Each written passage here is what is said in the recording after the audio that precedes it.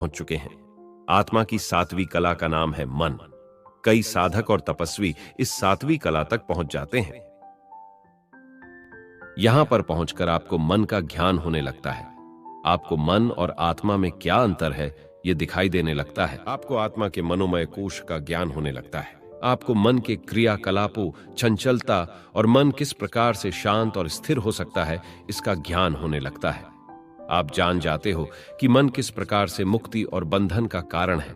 आपका जो मन परिस्थितियों से, घटनाओं से, वस्तु, व्यक्ति और पदार्थ से दुखी, द्रवित और खुश हो जाता था, अब उसका पूरा कंट्रोल आपके हाथ में आ जाता है। जब व्यक्ति मन पर विजय प्राप्त कर लेता है तो वह 7 कलाओं वाला बन जाता है। आत्मा की 8वीं कला है इंद्रियां। अब आपने मन पर तो नियंत्रण प्राप्त किया है, लेकिन मन को चलाने वाला और मन को खींच के ले जाने वाली इंद्रियां हैं। इंद्रियां जहां जाएगी, आपका मन भी वहां चला जाएगा। इसीलिए इंद्रियों पर नियंत्रण प्राप्त करना भी अत्यंत जरूरी है।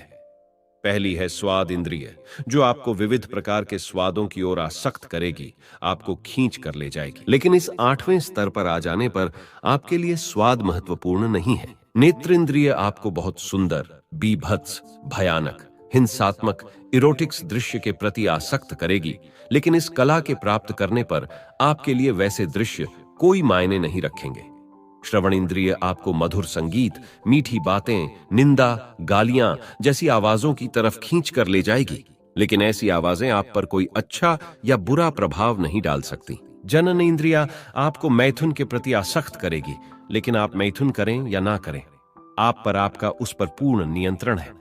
आपको पूर्ण जागृति होती है कि आपको मैथुन कब करना है और क्यों करना है और कब नहीं करना है, और ब्रह्मचर्य का पालन करना है। इसी प्रकार सभी इंद्रियों पर आप नियंत्रण प्राप्त कर लेते हैं तो आप 8 कलाओं के स्वामी बन जाते हैं। और यहां तक कुछ सिद्ध योगी ही पहुंच सकते हैं जिन्होंने अपने मन और इंद्रियों पर पूर्ण नियंत्रण प्राप्त कर लिया है। 9वीं कला का नाम है पृथ्वी। मैं बड़ा हूं, मैं सुंदर हूं, मैं सबसे योग्य हूं, मैं सबसे ईमानदार हूं, सभी लोग मेरा बहुत आदर करते हैं, सभी मुझसे डरते हैं, सभी मुझे पसंद करते हैं, मेरी योग्यता के कारण लोग मुझसे ईर्ष्या करते हैं। ऐसे भावों से जब आप ऊपर उठ जाते हो, आपके अंदर से अहंकार नष्ट हो जाता है, तब आप पृथ्वी तत्व पर नियंत्रण प्राप्त कर देना शुरू करते हैं। आप जान जाते हो कि ना तो आप किसी से बेहतर हो और ना ही किसी से अलग हो और ना ही किसी से श्रेष्ठ हो, क्योंकि आपका निर्माण इस पृथ्वी तत्व के अणुओं से हुआ है, जिससे सारे ब्रह्मांड का भी निर्माण हुआ है। पृथ्वी तत्व के सक्रिय होने से अब आप में ठहराव आने लगता है, आपके विचारों में और आपके कार्यों में भी। और अब आपका मूलाधार चक्र सक्रिय होना शुरू हो जाता है। और जब पृथ्वी तत्व पर पूर्ण नियंत्रण प्राप्त हो जाता है तो आपको कई सिद्धियां मिलना शुरू हो जाती हैं। आपको अणिमा और लगिमा नाम की सिद्धियां प्राप्त होती है, यानी आप अपने शरीर को बड़ा या छोटा कर सकते हो। आप किसी भी पदार्थ को किसी अन्य पदार्थ में रूपांतरण कर सकते हो। आप शरीर पर पड़े जख्मों को ठीक कर सकते हो। आप किसी भी बीमारी को ठीक कर सकते हो। आप में हीलिंग पावर आ जाती है और इस प्रकार से आप 10 कलाओं के मालिक बन जाते हैं। 10वीं कला का नाम है जल। अब आपकी चेतना का स्तर इतना ऊपर उठ चुका है कि आप जल तत्व यानी कि जो विविध फोर्स यानी कि बल है, जैसे कि गुरुत्वाकर्षण बल, विद्युत चुंबकीय बल, पेशीय बल, यांत्रिक बल, घर्षण बल, इसका ज्ञान प्राप्त होने लगता है। और इसके लिए आपको कोई वैज्ञानिक होने की जरूरत नहीं है। आप इन बलों पर नियंत्रण प्राप्त कर सकते हैं और आपको कई सारी सिद्धियां प्राप्त हो जाएंगी, जैसे कि गरिमा और लगिमा, यानी कि आप अपने शरीर को या किसी भी वस्तु को बहुत ज्यादा भारी या हल्का बना सकते हैं। जिस प्रकार से नीम करोली बाबा ने ट्रेन को इतना भारी बना दिया कि वह 1 इंच भी आगे न बढ़ सकी, और भगवान श्री कृष्ण ने अपनी एक उंगली पर पूरे गोवर्धन पर्वत को उठा लिया, और भगवान हनुमान पूरे पर्वत को उठाकर लंका ले गए। आप में काबिलियत आ जाती है कि आप किसी भी चीज को आकर्षित कर सकते हैं, उसे अपने पास ला सकते हैं या दूर भेज सकते हैं। आप अपनी बुद्धि का निरीक्षण करने में और उसका सही उपयोग करने में सक्षम बन जाते हैं। 11वीं कला का नाम है अग्नि। अब आपकी तीसरी आंख यानी कि ज्ञान चक्षु खुल जाते हैं। आप किसी भी वस्तु में आग पैदा कर सकते हैं। आप ठंडी या गर्मी यानी कि तापमान पर नियंत्रण रख सकते हैं। आपका आभा मंडल यानी कि ओरा मंडल बहुत ज्यादा बड़ा होने लगेगा। अब आपको प्राप्ति नाम की सिद्धि प्राप्त हो जाती है। जिसके अंतर्गत आप किसी भी पशु पक्षी और जीव जंतु की भाषा को समझ सकते हैं। 12वीं कला का नाम है वायु।